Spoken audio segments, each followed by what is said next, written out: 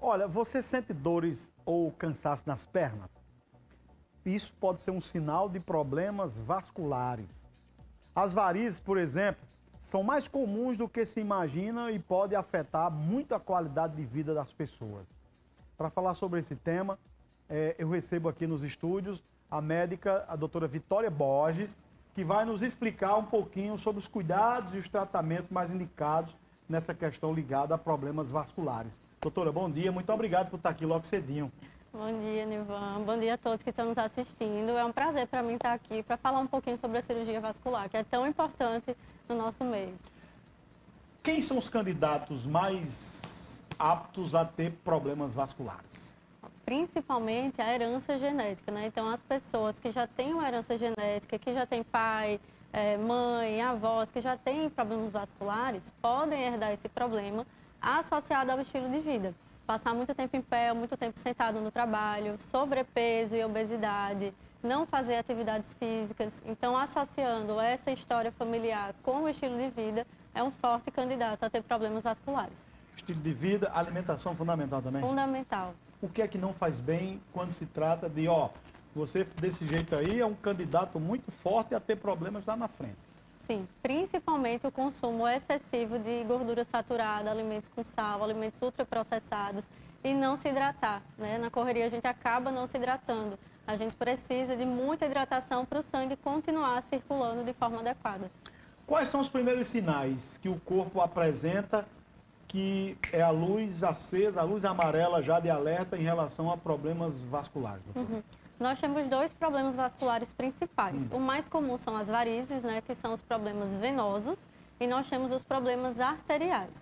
Em relação aos problemas venosos, o mais comum é dor na perna, inchaço, cansaço, aquela sensação de peso no final do dia. Às vezes começa a surgir algumas manchas amarronzadas também, veias dilatadas, tortuosas. E em relação à parte arterial, que é muito comum nos pacientes diabéticos, pacientes que fumam, é aquele paciente que sente dor na perna ao andar. Então, o paciente anda, sente uma cãibra na perna, tem que parar para descansar, ou começa a ter feridas que não cicatrizam, a perna fica mais escurecida também. Isso tem cura? Então, as varizes, os problemas venosos em relação às varizes, ela não tem cura no sentido de você pode tratar as varizes, mas elas podem surgir de forma nova, né? Você pode ter novas varizes ao longo do tempo, exatamente pelo componente genético da doença. Então, uma cura total a gente não tem. A gente controla a doença. Já trata? Trata. Em relação aos problemas arteriais, a mesma coisa. Por exemplo, o paciente diabético, ele sempre vai estar ali com a diabetes prejudicando a circulação. Então, também não tem uma cura total, tem controle, né? A idade influencia muito nessa questão, doutora? Influencia. Quanto mais a gente vai envelhecendo, vai acumulando um pouco de placa de gordura na sua circulação e vai causando o que a gente chama de aterosclerose ao longo do tempo, que acontece muito nos pacientes diabéticos, que fumam, que têm uma alimentação inadequada. E em relação às varizes também. As veias, ela é como outro órgão nosso. Então, a gente vai envelhecendo, essas veias envelhecem juntos. Então, com o avançar da idade, as veias vão ficando cada vez mais doentes. Tem cirurgias para tanto a questão venosa como também a questão arterial? Sim.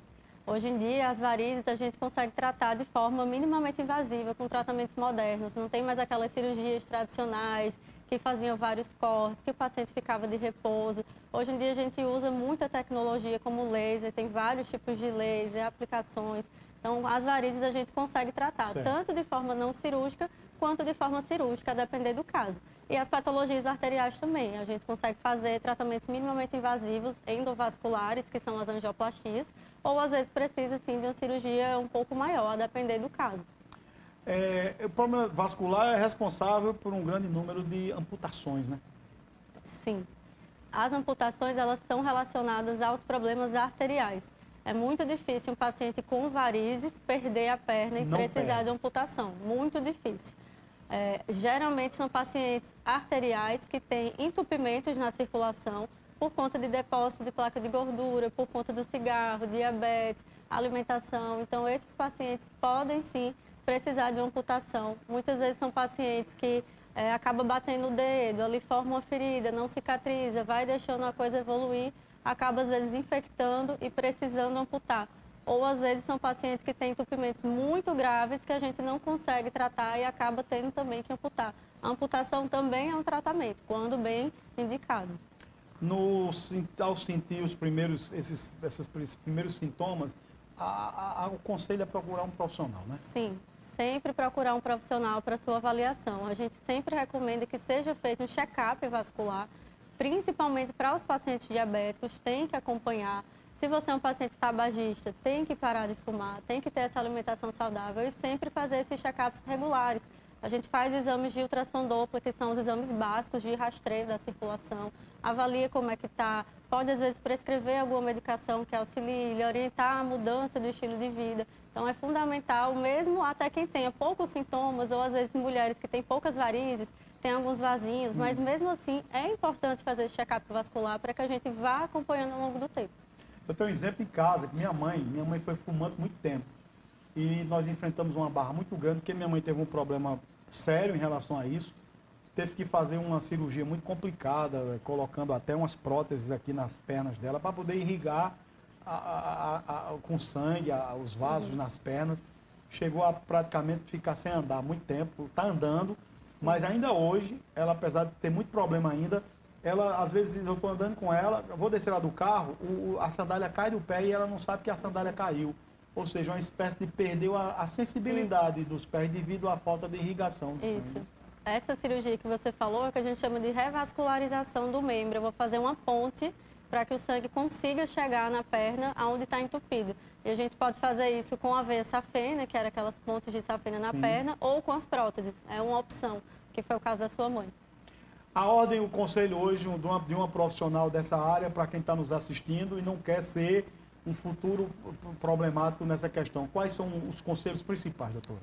Principalmente o estilo de vida. Se mantenha saudável, se mantenha ativo. Procure alguma atividade física que você consiga manter com constância, controlando o seu peso, para você ter mais energia no seu dia a dia. Se hidratar diariamente. Não fumar. Para quem é tabagista, o cigarro é um grande vilão na sua circulação. Para quem é diabético também, sempre manter o controle da diabetes. Então, se a gente tiver esse estilo de vida saudável, a gente consegue frear muito o surgimento dessas doenças. Muito obrigado pela presença hoje aqui, viu? Obrigada. Tá vendo aí? Toda quinta-feira a gente aprende muito sobre a saúde. Eu aprendo, você aprende e nós aprendemos juntos aqui no programa.